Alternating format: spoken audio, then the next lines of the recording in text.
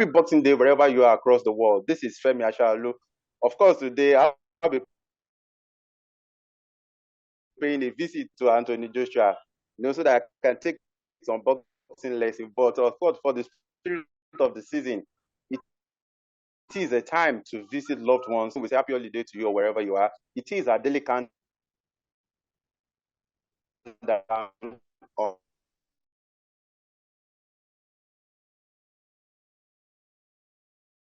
we are like soldiers. Guys, you're welcome. Thank you very much, Femi. Merry Christmas, happy Boxing Day to all our viewers all over the world. Yeah, happy Christmas and happy Boxing Day to everybody. Good to be on today's edition. Okay, even though James, Kayode, and our producer, they've changed location so that I wouldn't be paying a visit to them this season. But anyway, I'll take you wherever it is. It is officially 18 days to the kickoff of the 2023 Africa Cup of Nations. Remember, of course, we began that journey right from a month, and now it is just 18 days. And of course, all the 24 teams have continued to intensify preparation for that tournament. Today we'll be going to the Democratic Republic of Congo. Democratic Republic of Congo, they are known for Makossa, this type of African dance, but I'm sure a lot of people do not know that they've won the Africa Cup of Nations on 2 occasions in 1968 and 1974. Do you know? Now, that is one reason why we'll be going to their camp today. And James, I looked through the stats and I realized that they've played 73 games. They've had 19 participation in the finals. They've recorded 20 wins, 24 draws, and have scored 88 goals. They are like a sleeping giant, that many wouldn't even think that they have this sort of impressive record when it comes to the Confederation of African AFCON. I beg your pardon, AFCON. Yes, Femi, I don't know. I think for me, if I want to place the DRC, they've come up with all kinds of names, DRC, Zaire, they've changed names like almost how many times, So for me, I won't put them in the class of, say, the Super Eagles, the Black Stars, the Ivory Coast, Egypt, I think I'll put them in the class B, because when they won the AFCON, I think it was just a short period of time. I think that was the period where they were very, very hot. They won the AFCON in 1968, and they now won it in 1974 as hosts. I remember they went to the World Cup in that same year in West Germany when they lost 9-0 to Yugoslavia. They lost all their group games, Brazil, Scotland. So that period they were very hot, and they took advantage of it, and they emerged champions twice. But ever since then, they've flattered to deceive. They've not. They got to the semi-finals in 1998. If I'm not mistaken, and they've just been here and there. They're one of those teams that you look at, okay, they will give us a good fight, they will put up you'll give any team good challenge. By the end of the day, you just know that they will not go beyond, say, the quarterfinals, So they're a good team, but Femi, I don't really look at them as very hot favorites, because they've not.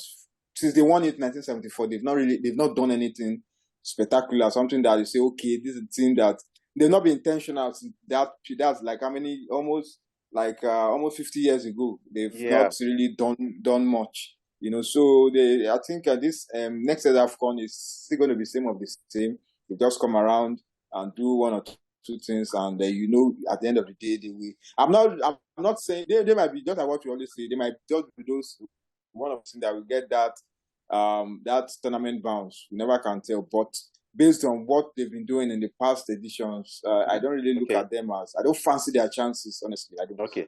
Akayode, I'm sure when a team like Senegal, when they look at the record of the DR Congo, even though, like you said, of course they've changed names, I'm sure they will want to be jealous that DR Congo have managed to win the AFCON twice, while Senegal have only won it once. And again, if you look at the professional list that was submitted to the Confederation of African Football, you will want to think that maybe DR Congo players are only played for TP Mazembe, and the likes. But of course, they have players who are also spread across the entire Europe. For instance, of course, you look at Laurent Mpazi Zhao, he plays in France. Then you have Vital Nsipa, who plays for Bordeaux. You have Kayembe Edo, who plays for Watford. You have Simon Banza Bokote. He plays for Braga in Portugal. They also have players spread across Europe. So how much of advantage do you think this will be for them now? Because like never before, if you saw that professionally, you find out that they have even more players playing in Europe than even on the continent. How much of advantage do you think that will play for them in terms of the exposure that their players now have? Because their players now have the kind of exposure that even Cameroonians, Nigerians, and Ghanaians players can even boast of. Let me say, the strength of that DR Congo team traditionally used to be based on the strength of their league, their domestic league. And I'm not surprised that majority of the home-based players that they've called in Mazembe, I mean, that's the biggest team at the moment in the country. So that explains why many of them from TP Mazembe. And when you talk about their players spread over Europe, I said in the last episode, I said there are players in Europe and there are players in Europe. So being in Europe may not really be being in Europe. They come on, Europe is Europe. No, Europe is Europe, but then you cannot compare somebody who plays with AC Milan with somebody who plays with Nancy, for example, in the 5th division in France. They are both in Europe, but they play at different levels. So their players, the ones who have gone abroad, they are unfortunately not. And this is not like the Congo DR of the past. There are players in some of the top teams in the past. That is not the case now. So they will still revert back to the strength of their domestic league, the unity that those players are playing together at home. They will need it, but will that be enough to kill them over the order? I'm not too sure about that. Guys should not have a problem with them, although the Congolese are usually a very difficult side to break down. That's why, Femi, they've done relatively well in the championships because they have it where they play. For players who play at home. Yes, because of players who play at home. And they have a stronger record at CHAN, but possibly more than even Nigeria. So that's why I think, even as much as I think Senegal would be foolish, to underrate them, I don't see them going past Senegal.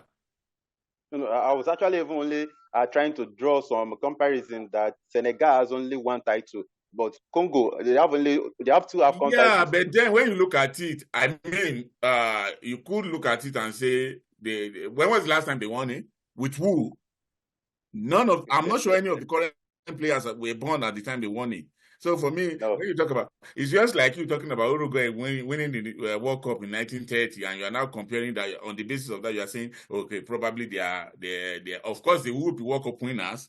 Of course, they are AFCON winners too. But the fact is, when was the last time? 1974 is going to be for 50 years to the day. How many? Even the FA chairman wasn't born 50 years ago.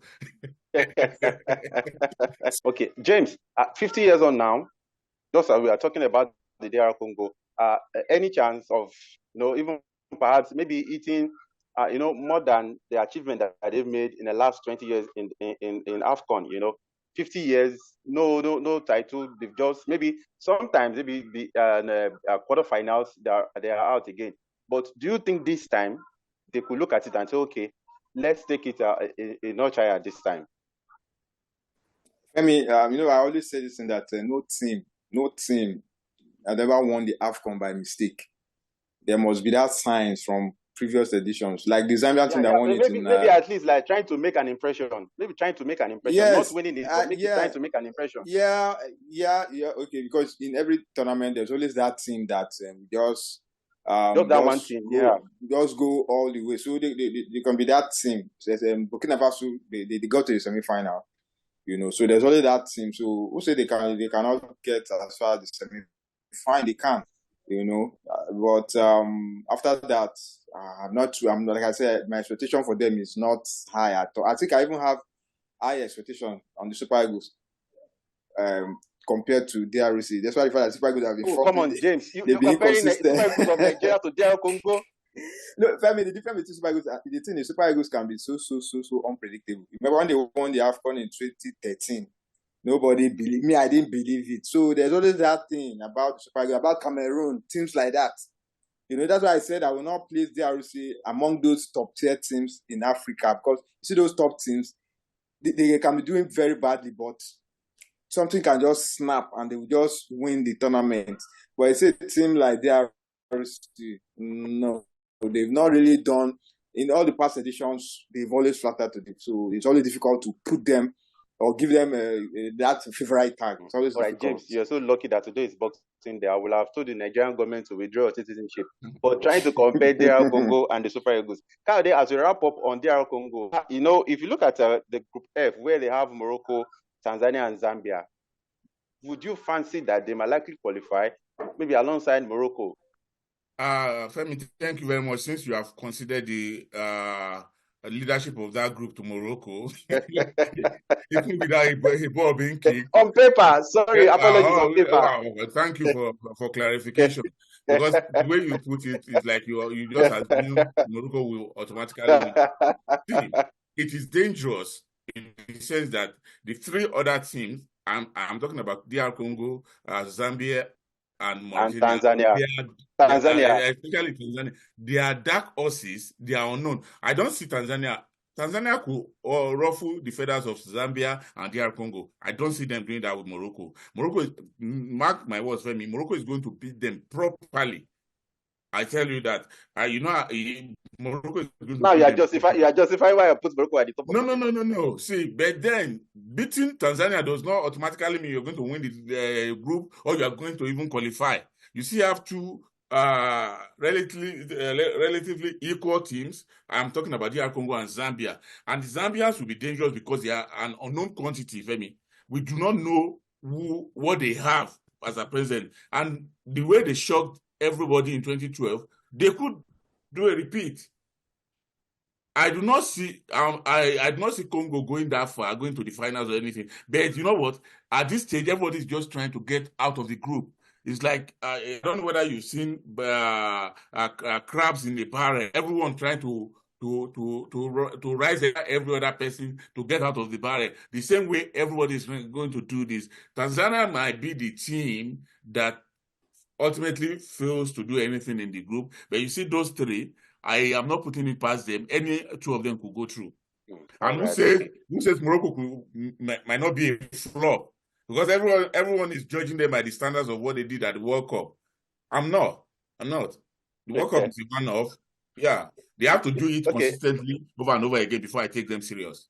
James, in one minute, do you agree that it is possible that Morocco might flop in that group? Do you agree? In 1 minute. The last edition, nobody expected to crash out in the group stage, so it's possible.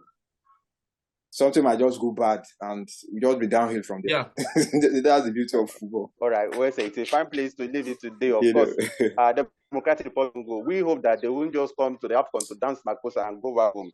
We hope that they will come there and actually make an impression. It's been 50 years since the last one, so perhaps there could be that a team with the tournament band that Kayode has always stressed. Perhaps it could be DR Congo. Guys, thank you for coming on the show today on this Boxing Day. Thank you. All right, thank you very much, Femi. See you tomorrow.